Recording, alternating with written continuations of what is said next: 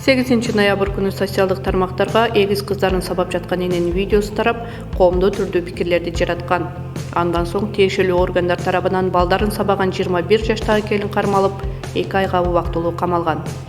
Араван райондук социалдык коргоо бөлүмүнүн башчысы Расулжан Нурактиев бүгүнкү күндөгү балдардын абалы жана буга чейинки окуялар боюнча төмөнкүлөрдү билдирди. Окуя болгон күнү дароо ооруканага барып эле кыздардын өз атасын издей баштадык. Атасынын туугандарына барганыбызда кечээ Орусиядан келди деп калышты. Көрсө булар келин да, күйөөсү да тоголок четим болушкан.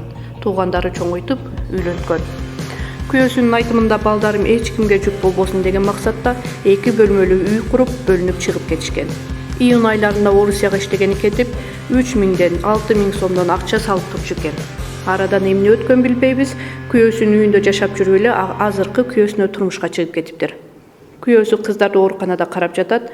Бүт тиешелүү органдардан түзүлгөн комиссия атасын чакырып, балдарды балдар үйүнө тапшыруу сунушун айтты. Ошондо мен өзүм жетим болуп, ата-энем жоктугунан ар кимден таяк жеп чоңойгом. Кыздарымды тирүү турсам эч кимге бербейм. Өзүм багам, өзүм карайм дегендиктен комиссия атасын да калтырды. Буга чейин кыздардын апасы жөлөк пулду май айына чейин алып жүрүп, кийин 1 жылда узартыш керек болчу. Узартпай токтоп калган. Учурда жөлөк пул маселеси да чечилди. Бул үй бүлө азыр район башчысынын көзөмөлүндө турат дейт.